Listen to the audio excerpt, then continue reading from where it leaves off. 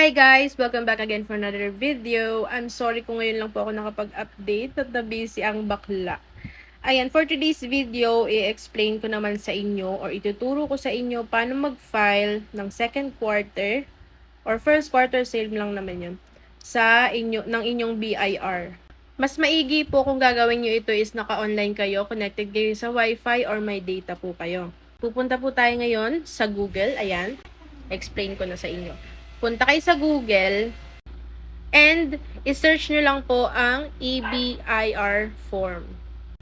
By the way, kung bago ka sa channel ko and gusto mo ng mga guide or online tutorial, please do not forget to subscribe to my YouTube channel and click the notification bell para lagi kang updated sa mga videos natin. So, yan. Pagka-search nyo ng EBIR form sa Google, i-click nyo lang yung pinakaunang link na lalabas. And, i-download nyo po yung, yan, nakikita nyo, yung click here. I-click nyo lang po yan para ma-download sa inyong mga device and i-install nyo po yan. Once na naka-installed na po yan, pupunta kayo sa mismong app na yan, yung EBIR forms. And mara-route po kayo sa page na ito. So, nakalagay po dyan, ilagay daw yung taxpayer identification number. Yung TIN number nyo po. Ilagay nyo po yan dyan. And ang next naman po is yung RDO code. Yung RDO code, makikita nyo po yan sa taas nung COR. Yan, makikita nyo dyan, papakita ko sa inyo. Yan po yung RDO code. Next naman po is yung line of business. Ano ba yung line of business nyo? Makikita nyo din po yan sa COR nyo, sa may bandang baba. Sunod naman yung taxpayer's name, yung nakaregister po na pangalan dun sa TIN identification number. And fill upan nyo lang din po yung registered address, yung address ng business nyo. And ayan, kumpletuhin lang yung zip code, telephone number, email address. Lagay nyo lang po yan dyan. And scroll down nyo lang sa may bandang baba, EBIR. Ipiliin nyo lang po yung form type na nakalagay sa inyong mga COR. Makikita nyo yan doon sa may second na linya, sa may form types. Example, yung akin, 1701Q. Version na 2018, yun yung updated. Kung nakikita nyo na parehas din yung sa inyo, yun din ang piliin nyo. Then, marireroute po kayo dun sa next page na mag-fill up na po kayo ng form na inyong napili or dun sa kaparehas nung nasa form types nyo. So, ayan, di ba nakikita nyo na yung quarterly income tax return. Diyan na kayo mag-fill up.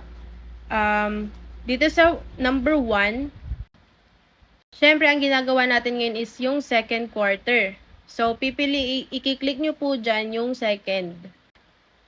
Hindi nyo na kailangan i-update yung third, pati yung fourth.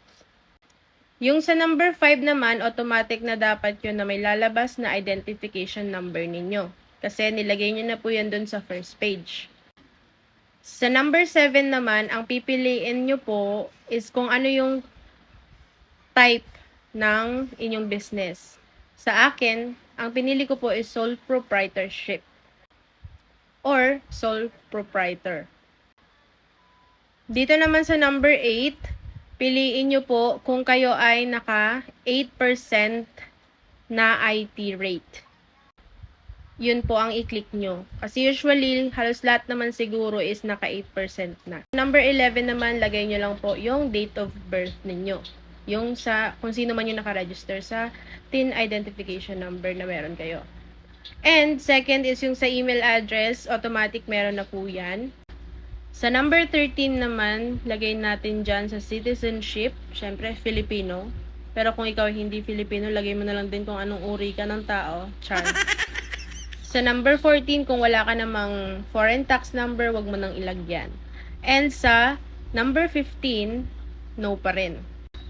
Sa number 16 naman, automatically mag-click na yon dyan, daapat, kasi meron ka nang nilagay dun sa number 8. Sa number 17, hanggang dito sa may Basta dyan sa about sa may spouse, wag nyo na pong pakialaman kahit kayo ay may asawa, hayaan mo siya. Iba yung sa kanya. Okay, next na tayo.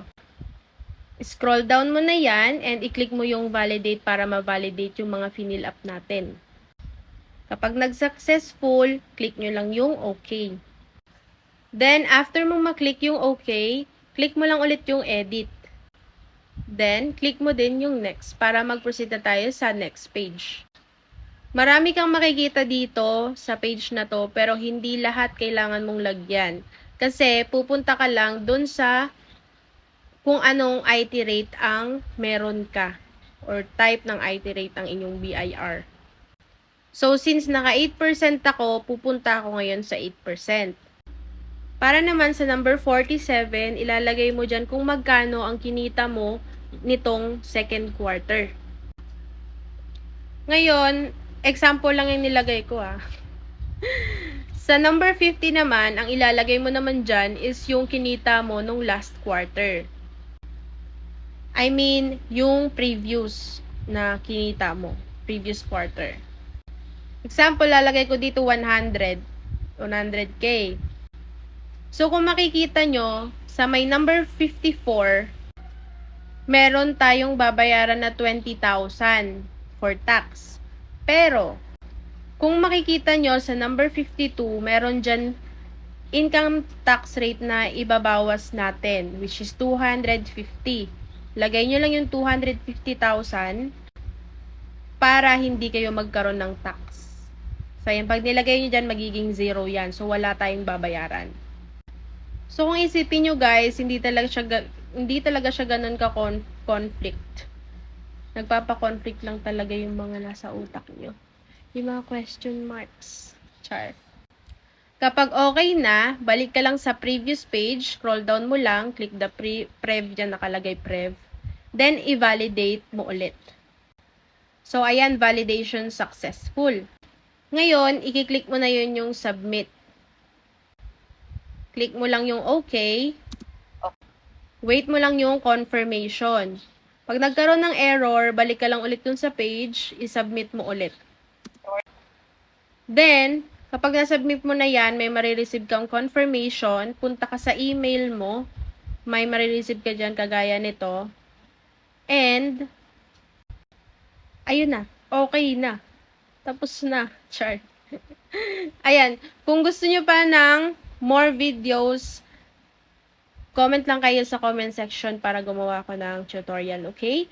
And, by the way, yung sa sworn declaration, i-upload ko din sa next video natin, okay? If you have more questions, don't forget to comment down below. And don't forget to subscribe to my YouTube channel, please, para naman go na to. Bye-bye!